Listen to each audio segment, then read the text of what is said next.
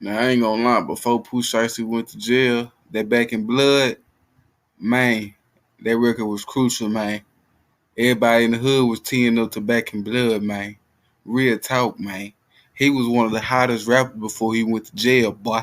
Real talk, boy. I be damn, it's bad mind. It's Batman. That's what I said, man. I said bad mind. No, it's Batman. Bad mind. Batman. Come on, man. We keep saying the same thing, bad mind. Look, pronounce it with me. Man. Mine. Oh, God. I think I got it now, bad mind. I think he got plugged. That look like a plug right there, my boy. That look like a plug, my boy. My boy look with them glasses on, look like he reading books thoroughly. Like he see through the book with them glasses on. Hey, you trying to win $100? I wish I could. What Barack Obama last name? I don't know.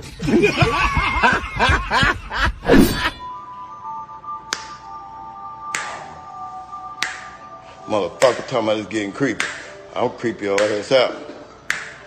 I'm gonna snort cocaine for the rest of my life. Bitch, fuck wrong with you.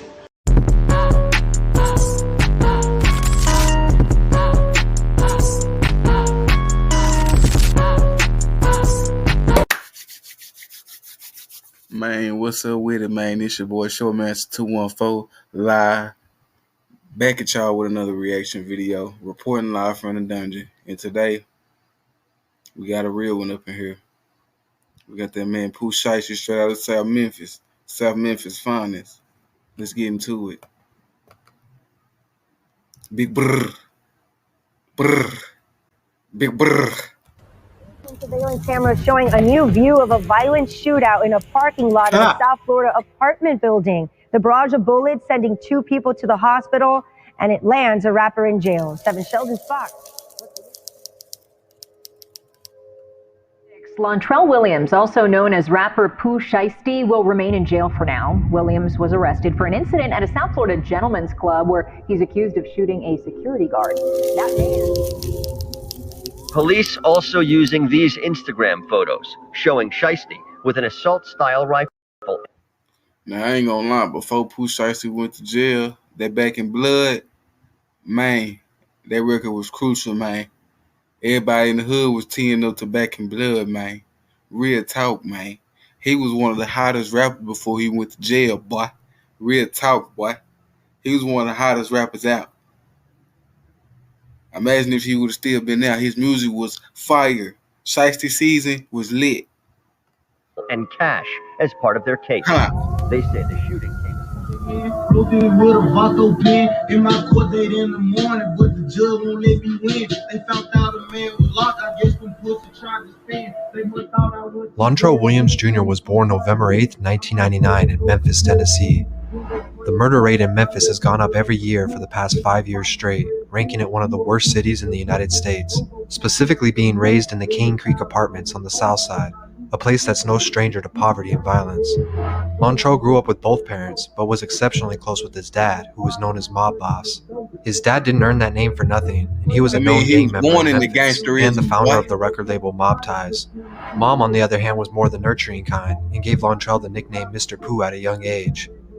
Pooh being heavily influenced by his environment, he watched his dad gain status in the streets. He looked up to him like an OG or a brother, rather than his father. Mob Boss would take Pooh to the studio with him when he was young, but he was more interested in playing ball than ever rapping. Attending Hamilton Middle School, he joined the 6th grade basketball team and had hoop dreams and planned on achieving it. This didn't last long though, as his behavior wasn't focused around school, but rather being as bad as possible. He stopped showing up to practice and was kicked out of school so many times there was no way the coach would let him play. While his focus was shifting more and more to what the streets of Memphis had to offer, his dad was also making plays.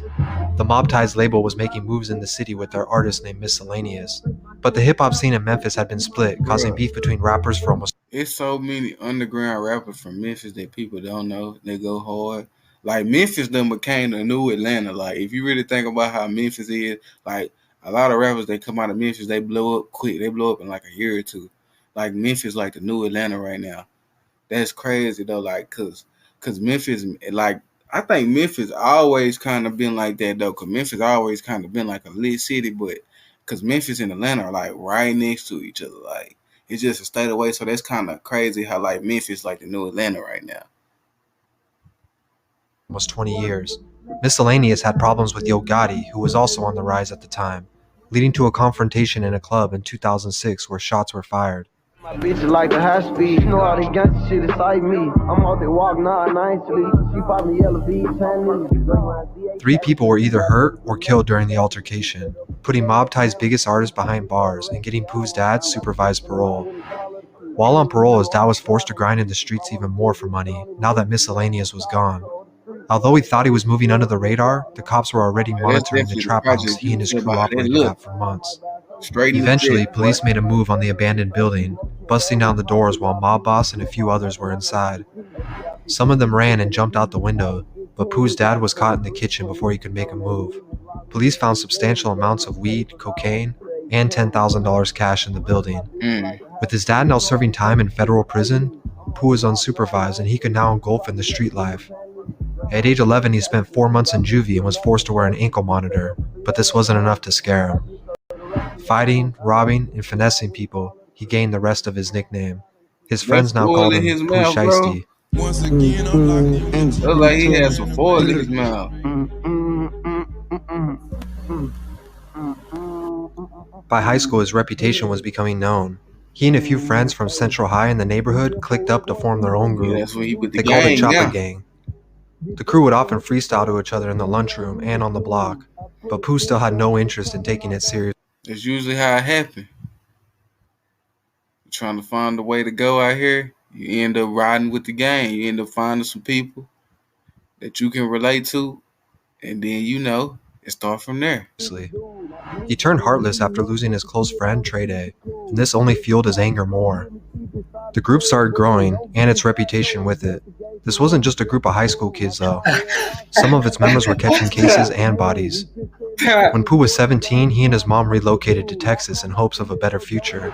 Remembering everything his If you're gonna do anything, turn up. Like I said, I be having like little cases of Tourette sometimes. So sometimes I just might stick my tongue out, you know what I'm saying? Might do something, might tweak out a little bit. His dad taught him. It was easy for him to blend in and adapt to the new environment. But he was still Choppa Gang at heart. They stayed in Texas. Hold on. I think he got plugged. That look like a plug right there, my boy. That look like a plug, my boy. My boy look with them glasses on, look like he reading books thoroughly. Like he see through the book with them glasses on. For a little over a year, but inevitably needed to move back to Memphis. Despite his disinterest in school, he kept his head down, attended summer school and online classes so he could graduate high school on time. But once high school was over, the hustle continued, and he reunited with his gang. The more involved they got, the more problems they had to deal with. But to them, it was all worth it for the cash they were bringing in. They used this cash to further their brand. One of the ways they did this was investing in studio time, where Pooh, Big 30, Choppa T, and other members all started recording tracks. Big 30 go They didn't hard. think much of it at the time, but with their names becoming popular in the hood, of course Memphis showed love. Pooh's first verse was a feature on the song Weak Ass Bitch, a remix to Memphis Legends' 3-6 Mafia. The song blew up in the city in 2018 with over 100,000 plays, and became somewhat of an anthem for the neighborhood. He followed this up with a few more songs going into 2019, demanding respect as he and Choppa Gang were starting to get huge exposure throughout Memphis. Like most rappers who really come from what they rap about, the music was taking off immediately. Other Memphis rappers such as Blockboy JB would also collab with Pooh and Big 30, co-signing the movement. This, along with Pooh dropping underground hits like Shiesty Summer, would keep the momentum going. That's crazy because Shiesty signed to Gucci, and Gucci, he been messing with artists out of Memphis, and then Big 30, he signed to, I think he signed to Bread Gang, I think he signed to Moneybag Yo, or somebody like that, and then they got D Moolah, he signed to Endless. It's like, I'm telling you, bro, it's like Atlanta starting to have not Atlanta, but Memphis starting to have more record labels, like, with more artists coming up. Like, watch, y'all gonna see. Going into 2019. Everything changed after popular producer Tay Keith reached out. He produced a few tracks for Pooh, and his wordplay and delivery was almost perfected by now. He dropped Main's line in March and deservingly was getting recognition. This would catch the attention of Gucci Mane in Atlanta, who DM'd Pooh on Instagram that night at 3 a.m. 4 in the morning. Look at my phone. I pushed something out on me. I said, look at my phone again. He texted me again. He like, what's up? That's the thing about everybody in Memphis. Everybody in Memphis talk country. Like y'all so country down there. Like the way y'all talk be like, yeah, here human. Here human cuz human. That's how y'all be talking. Y'all be talking like with slurs. Like it's like y'all talk with slurs, but it's kind of funny though.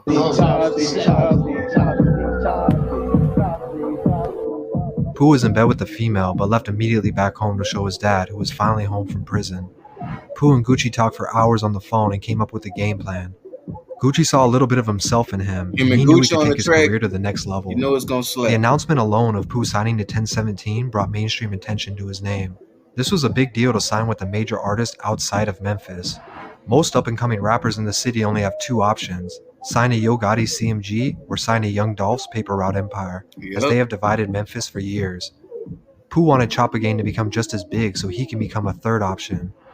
Everything he released from here on out would do millions of plays as his name spread across the country. Shiesty and Choppa Gang were the biggest group coming out of Memphis, with multiple artists getting signed, not just Pooh. On the surface, things were looking good musically, but he was still heavy in the streets. With all the attention they were getting, it's no secret other Memphis gangs were envious. I'm not a rap, alright? If y'all think this on some rap beat shit or we rapping or going back and forth, I'm through. I retire. I ain't making no more songs. I'm not a rapper. You gotta have a 50 plus 30K up on it mission. I can't let you fuck it up. Pooh and a rapper named Big Boogie from the north started beefing, but Pooh claimed he had pulled up on Boogie and pressed him about the issues. Nonetheless, this didn't solve anything and only escalated it. Only a few days later, Boogie's concert was shot up and caused 2 deaths, one being a female who was good friends with Boogie and on stage with him at the time. Man, this back and forth would go on for months as Pooh's name was getting bigger, along with the target on his back. While in Miami, he was involved in a shooting/robbery in a parking lot after trying to buy weed and designer shoes. He wasn't hurt though, and he sped off in a McLaren and left Florida in a private jet, avoiding his arrest. Like nothing happened, he was in different states selling out back-to-back shows. On one of his trips to Atlanta, he booked a session at a popular studio where mainstream artists recorded at. It was here that he exchanged numbers with Lil Durk. The two met up again at the same studio a week later by coincidence. Pooh recorded a verse that night and walked it over to the other room where Durk was recording. Sources say only 5 minutes later, Durk completed the song, and they titled it Back in the Mud.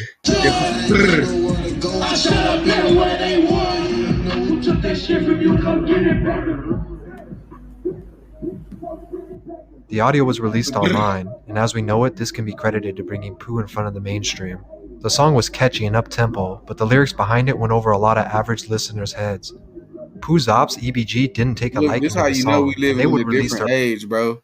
I couldn't believe it when they played that song on radio. I said, bro, they playing all types of music on the radio now. They don't even care. Like when I heard that Back in Blood come on 97.9, but it was the clean version though. It was the clean version. But what I'm saying is, it's crazy, bro. They playing all kinds of music on the radio now. As long as you got the money, you can get the radio play, my boy.